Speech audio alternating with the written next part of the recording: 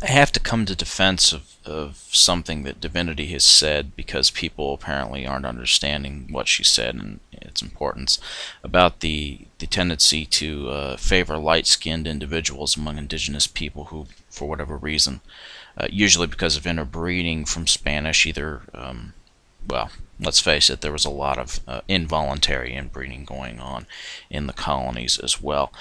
People seem to be having a hard time with the idea that the lighter skinned people were being favored, and that is absolutely true, folks. Um, how to put this? Listen, everybody has got to understand something, okay? And I know it's tough. I know, because people, first of all, people have never been told these things. This is my huge problem with the way they teach all history in schools, because the realities are never acknowledged.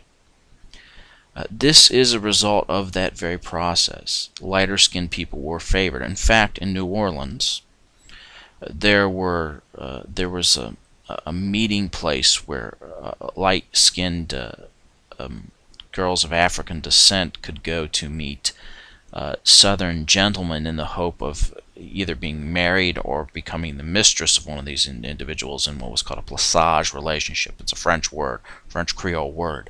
It was the hope that they could be taken care of and have a way out of the forced poverty of being dark-skinned. In this case, we're talking about Africans.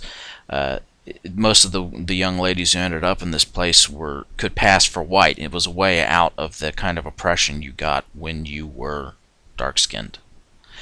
And this was all across the continent. If you could pass as white, you did, because you knew it was better always to pass as white than it ever was to be one of the natives or to be of African descent, because you were simply never going to get a fair shake. And this encouraged this inadvertent selection process for lighter skin.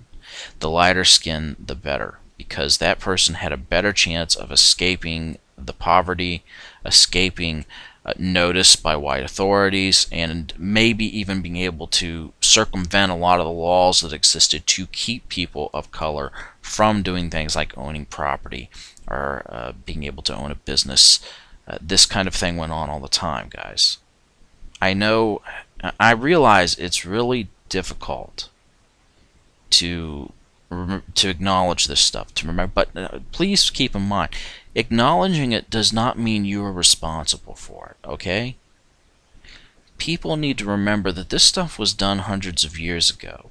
Now, the only people that we can sort of make a claim to being foolish at this point in perpetuating it still, and still have some blame attached to them, are the people that are continuing to promote these ideas that somehow the colonialism that happened in this country was benign, that white people only killed Indians on accident, and that you get the same argument that you hear from some idiot like Mig Killer 2, who said, well, the Africans did it to themselves, and without the underlying social currents that caused the whole situation to come to pass anyway.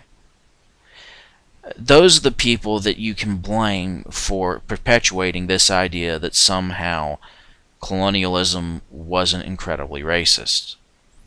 It was incredibly racist. Now, in regard to this, old Dawada man made another video. I didn't even bother watching it because I'm frankly tired of wasting my time listening to 10 minutes of talking in circles. Instead, this time I looked at the comments section. All the usual suspects were there, including the internet's favorite racist, Emmet Reloads. And he said something that sort of summed up the entire position of people who still believe in racism in this day and age. He made the claim that they knew that Native Americans had actually wiped out the Europeans that were here first. I'm going to repeat that. They knew that the Native Americans wiped out the Europeans that were here first. In other words, Emmet Reloads believes, an idea that stretches all the way back to the 16 and 1700s when they were still trying to explain the mound builders and all the great effigy mounds that were all over the place. They were trying to explain where these massive earthworks and these cities and these places came from. And their solution to the problem was to say, well, whites must have been here first, and we're just taking the land back for our use. And Amet Relodes made it very clear that he believes that no group of people native to this country can make a claim to the country because whites were here first. Now, interestingly enough, as a racist, we can actually very quickly prove whether he's right or not. If we find Caucasian bodies here that date to a time that predates inhabitation by native people, then he's correct. If not, he's full of shit. Guess what, folks? There is no such evidence. This is pure and simple the kind of racist idea that used to be perpetuated back then. That guy, you can say, yeah, fuck up right there. Dumbass. Pay attention. He didn't pay attention. That's the problem. He didn't pay attention in school. Now, as this video plays, in the background, I will have labeled, and everyone will be able to see the great cities and edifices created by the Hopewell, the Adena, the Inca, the Maya, the Cahokians of Mississippi, the Mississippians, the Northwest, the ancestral Pueblo, who are the descendants of the Hopi. Actually, the Hopi are the descendants of the ancestral Pueblo. There's this, and one of these idiots named Green Ghost tried to make it sound like Europeans brought civilization to the New World. Also, by the way, you'll be seeing later in the video something called plank houses. These were unique to the Pacific Northwest. I was able to find some of the old pictures of these plank houses. There aren't very many of them still in existence. They just don't preserve well in the Pacific Northwest because it's a rainforest.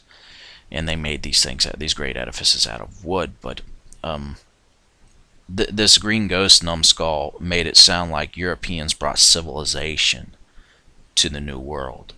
I've got news for you, dumbass. Civilization was already here. And that's what you're seeing in the background.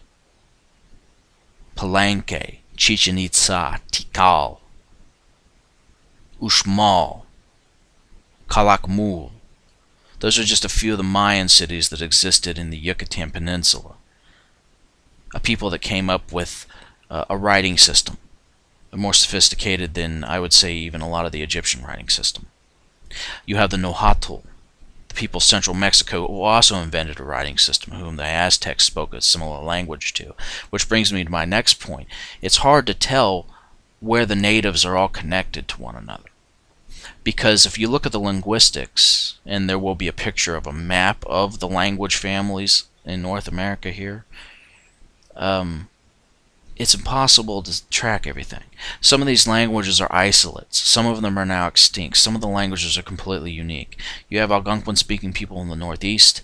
You have Athabascan-speaking people in Canada. But if you also notice on the map and you look at the key, you have Athabascan-speaking people in the the Southwest, in the desert Southwest. It's because at some point the ancestors of the Navajo came down all the way from Canada and inhabited the desert Southwest. The Athabascan language is very closely related to the language of the Dene, the Navajo, who are the second largest native-speaking people in the Americas, only behind the Nahuatl of central Mexico. And these people were all over the place. And this idea that somehow there were set geographic borders, no. These people moved around. They moved in and out of each other's territory. And contrary to what Dipstick Amet Reload says, the old native maps that he's claiming show where they were. Who drew those again? That's right, there were Europeans who had no idea what was going on and using their own concept of borders. And the Rockies and Colorado are not the edge of civilization.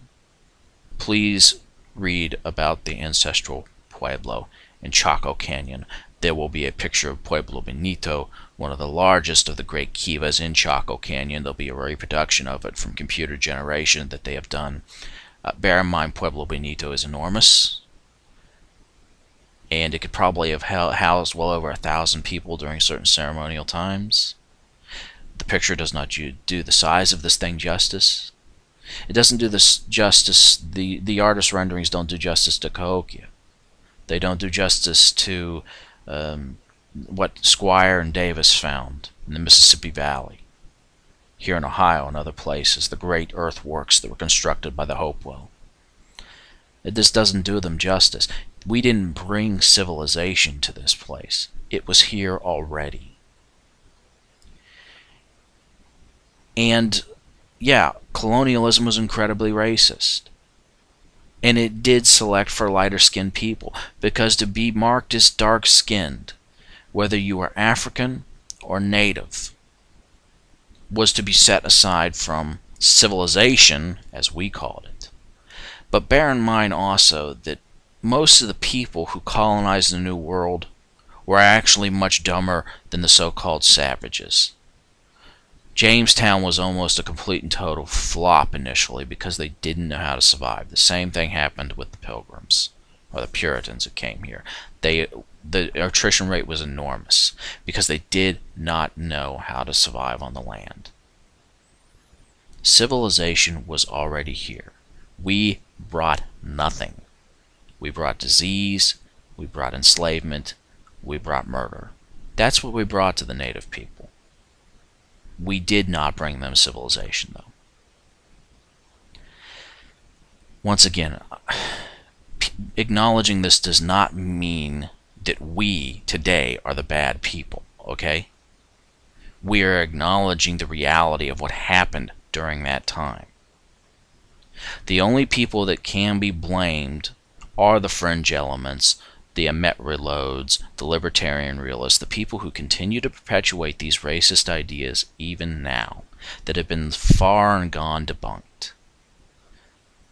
And if we had a population that was actually smart enough to figure that out, we wouldn't be having this conversation. But please understand, what divinity has said is true. But acknowledging that does not make you a racist. Perpetuating it and continuing the cycle does. And largely the people that were commenting on her channel are not racist. They are simply people who aren't aware of these things. Now we are aware of them. We can acknowledge, we can move on.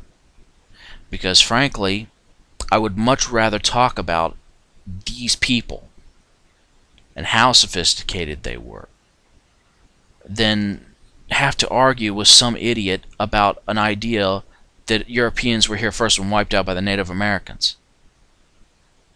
We shouldn't have to argue an idea that comes from the 17th century. Ever.